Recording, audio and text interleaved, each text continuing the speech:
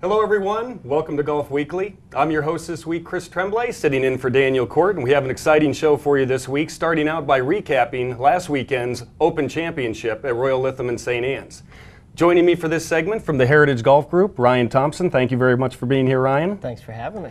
Chris Hendrix from the Golf Store Outlet. Chris, why don't we start with you? What's going on at the Golf Store Outlet this week? Right now we've got in our new line of Tour Advanced putters. So everybody come down if you're looking to get fitted for a new putter, come by and see us. We've got some other new grips and stuff that's come in. We've got another shipment of the Experience golf balls, and I like to call them Experience golf balls. They've already been out there, been track tested. They have been, and you know, they're afraid of the dark and things like that. Just tell people so they hit the fairway. But pretty much that's it right now. So just come on out and take a look at everything we've got. We're just filling the store up every day. Terrific, sounds great. Ryan, Heritage Golf Group, what's going on? Got some great summer specials going on. If you're interested in any of those, you can check out www.hiltonheadgolf.net. Other than that, we've just been going through the summer. Had some great events recently. Most this past weekend held the Hilton Head Amateur Championship, which is an event that the Hilton Head Amateur Golf Association. That was out at Oyster Reef. Out at Oyster Reef, and it was an exciting event. Ended up at the championship flight in a little 3-hole playoff, but just getting through the summer. Well, I can tell you from going ahead and having our Island Golf Schools and Junior Players Golf Academy located there at Palmetto Hall, or that's our base, playing the Cup course and the Hills course every day, they're in wonderful shape and the greens are really rolling great. So if you're looking for a fun place to play, that's what you want to do. Head out to one of Heritage Golf Group's lovely courses. Let's talk about the Open Championship this past weekend. It kind of, it really didn't get exciting till the end, needless to say, with a 4-stroke lead going into the last round for Adam Scott.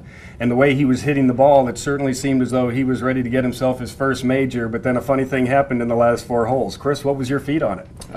You know, you come into the last 4 holes, you've got that trophy, or the Claret jug in sight, and you just start making bogeys.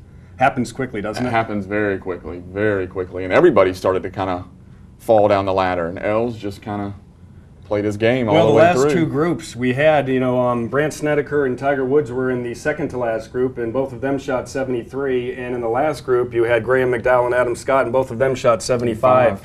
And it's, it got a little blowy, but it goes to show you how testy a course over there can be, even without the wind and a little bit of pressure thrown in there. Ryan, what was your take on it? I was kind of painful to watch the last 4 holes. Well put. Normally you like to watch somebody birdie 4 holes to come in and win. Congratulations to Els. You kind of feel for Adam Scott. Hope he bounces back because he is fun to watch. I mean, he played great for that whole tournament until just those last 4.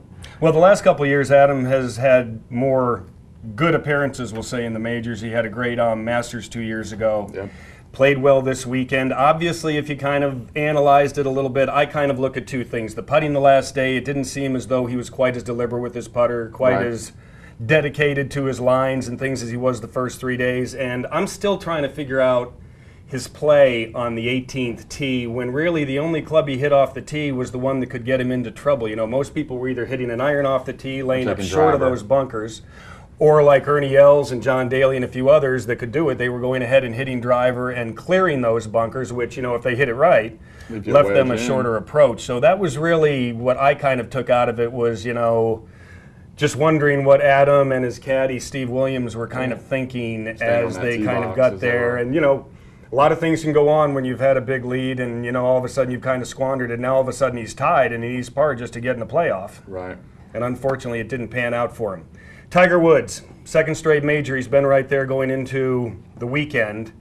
Second straight weekend, or second straight major, he's had a tough time going ahead and dialing in with his irons and all, because I really didn't see him get in too much trouble off the tees this weekend. He looked pretty solid off the tee. Chris, what do you see? He's been staying pretty consistent in fairways, driving distance, but his approach shots coming in, especially wedge shots coming in the green, he's just not. He wasn't putting anything close to make putts, and if you're not, you're 100 yards out and you're not sticking it inside of 5 feet, you're not giving yourself the best chance to, make your birdie or make your eagle or whatnot, And that was the funny thing with Els is Els was #1 in greens and regulations, but he was 71st in putting, and he was just able to, keep it all together and. He made the math work out correctly for major championship win #4. That's a good way to play it. Exactly. But didn't it take Tiger to #2 now? I believe so, yes. Tiger is now up to #2. So he's slowly moving back up the ladder.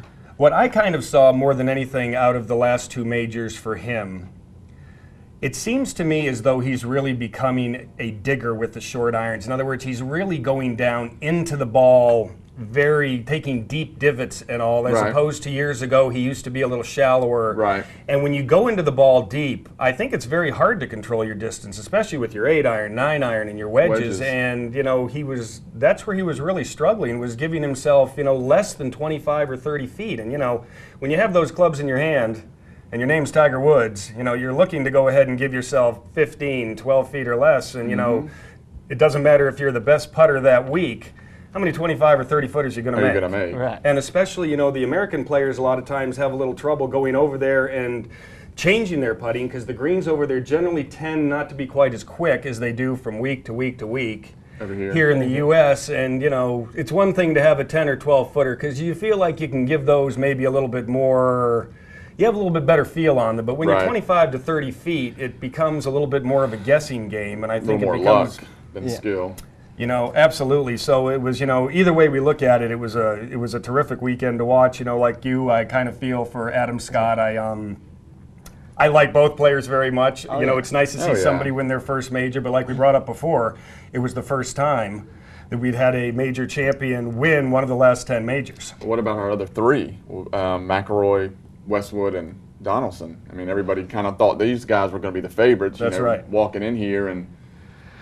I tell you what, we could sit here and talk about this for hours, I'm sure. Unfortunately, we're out of time with this segment. When we come back, we're going to be joined by Lance Hanlon of the Golf Guide right after this.